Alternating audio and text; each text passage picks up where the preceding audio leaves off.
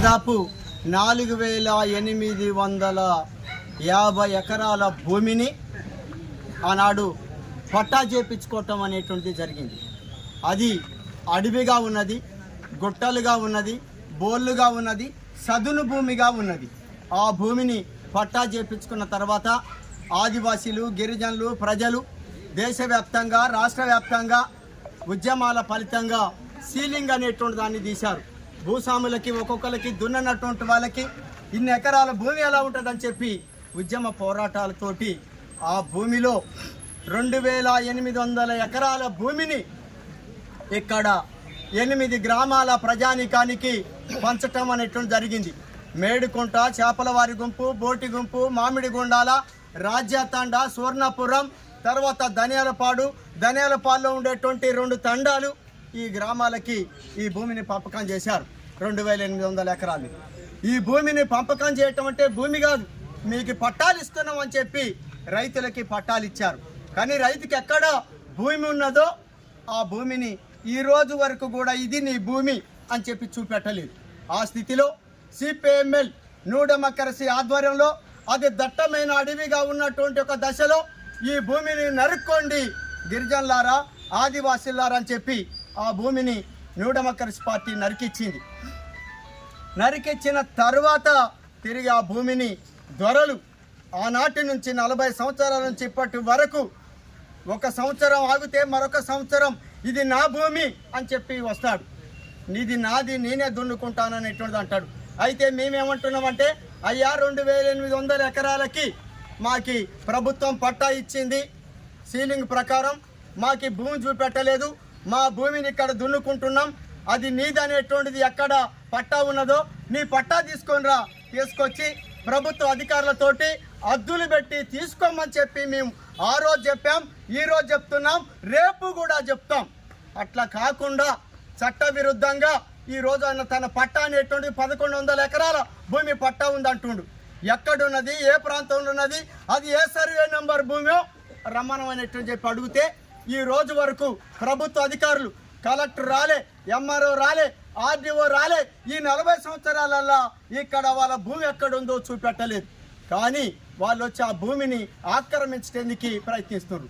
ఎందుకంటే ఆ భూమిలో లాటరైట్ ఏర్పడ్డది, డోలమైట్ ఉన్నది, విలువైనటువంటి కొన్ని లక్షల కోట్ల రూపాయల ఖనిజ సంపద అక్కడ ఉండటం అనేటువంటిది జరిగింది. ఆ సంపద కలిగినటువంటి భూమిని ఈరోజు కాజేయటానికి ప్రయత్నం చేస్తున్నారు. వారం రోజుల నుంచి అత్యంత ఆధునికమైనటువంటి పొక్లీలు ఏవైతున్నాయో యంత్రాలని తీసుకొచ్చి భూముల్ని మొత్తం ట్రంచులు కొడుతున్నారు. ఇది చట్టవిరుద్ధం, ఇది అప్రజాస్వామికం. ఇట్లాంటి చట్టవిరుద్ధమైనటువంటి చర్యలకి పాల్పడుతుంటే ఇక్కడ ఈ రాష్ట్రాన్ని పరిపాలన చేస్తున్నటువంటి ఈ ప్రభుత్వం ఉన్నట్ట లేనట్ట, ఈ గవర్నమెంట్ ఉన్నదా లేదా అని చెప్పి మేము అడుగుతున్నాం. చట్ట విరుద్ధంగా ఆదివాసీ గిరిజనులకి సీలింగ్ పట్టాలు ఉన్నటువంటి భూమిని ఆక్రమించడం అంటే చట్టాన్ని ఉల్లంఘించడమే. ఇట్లాంటి చట్టాన్ని ఉల్లంఘించుతున్నారా అనేటువంటిది అంటే ఇక్కడ ఆదివాసీ గిరిజనుల పైన దౌర్జన్యం చేస్తున్నారు. కేసులు పెట్టి అరెస్టులు చేపించేటువంటి ప్రయత్నం భూస్వాములు అనేటువంటి వాళ్ళు కొంతమంది ఆ పనికి పూనుకున్నారు. అట్లాంటి పరిస్థితిలోనే ఈ ఆదివాసీలకి అండగా సిపిఎంఎల్ న్యూ డెమోక్రసీ నిలబడింది. అట్లాగే ఆదివాసీ ప్రాంతంలో ఉండేటువంటి అందరి గిరిజనులని మొత్తం టోటల్గా ఐక్యం చేసి మామిడిగుండాల పోడు భూముల కమిటీ ఆధ్వర్యంలో ఈరోజు అక్కడ ఉండేటువంటి భూ పోరాట కమిటీ నాయకత్వంలో ఈ ర్యాలీ నిర్వహించాం. మేము ఏం చేస్తున్నాం అంటే డిమాండ్ ఎంఆర్ఓ గారిని కానీ ప్రభుత్వాన్ని కానీ, అయ్యా మాకు సీలింగ్ ఇచ్చావు, సీలింగ్ కింద భూములు ఇచ్చావు, ఒక కుటుంబానికి 5 ఎకరాలు పట్టా ఇచ్చావు, ఆ భూమి ఎక్కడ ఉందో చూపెట్టు. అట్లాగే మేము 40 సంవత్సరాల నుంచి సేద్యం చేస్తున్నటువంటి మాకి జీవనాధారమైనటువంటి భూమి ఏదైతుందో ఆ భూమిని దొరలు, భూస్వాములు బలిసినటువంటి వాళ్ళు వచ్చి మా భూముల్ని ట్రంచులు కొడుతున్నారు, ఆక్రమిస్తున్నారు. మరి అట్లాంటి పరిస్థితులలో మీరు జోక్యం చేసుకోమని కోరుతున్నాం. ఇంతవరకు మేము మొన్న ప్రెస్ మీట్ పెట్టాం. రైతులు తమ ఆందోళనని వ్యక్తం చేశారు. ఆందోళన వ్యక్తం చేసినా ఏ ప్రభుత్వ అధికారి కూడా సర్వే చేయలేదు, ఆ ప్రాంతానికి రాలేదు. ఇక్కడ రానటువంటి దశలో ఇక్కడికే ప్రజలు వచ్చారు. ఇది సరిపోదా? ఇప్పటికైనా కానీ ఆ భూమిని ప్రజలకు అప్పగించమంటున్నాం. చట్ట విరుద్ధంగా ఆక్రమించేటటువంటి భూములు ఎవరైతే ఉన్నారో వాళ్ళ మీద కేసులు, భూస్వాముల మీద కేసులు నమోదు చేయమని చెప్పి మేము పోరాట కమిటీగా కోరుతున్నాం.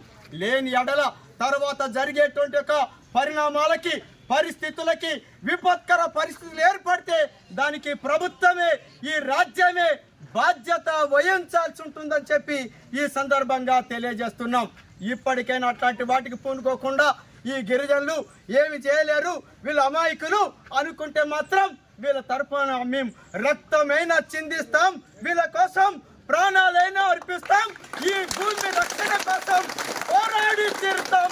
ఖబర్దార్ జాగ్రత్త భూస్వాములారా, భూస్వాములకి కాపల కుక్కలుగా ఉన్నటువంటి షేర్దారులని చెప్పి హెచ్చరిస్తున్నాం. కొంతమంది స్వార్థపరులు వారి తరపున నిలబడి ఇక్కడ గిరిజనులకు అన్యాయం చేయడానికి పూనుకున్నారు. అట్లాంటి శక్తులన్నింటినీ కూడా ఓడిస్తాం అనేట్టు చెప్తున్నాం.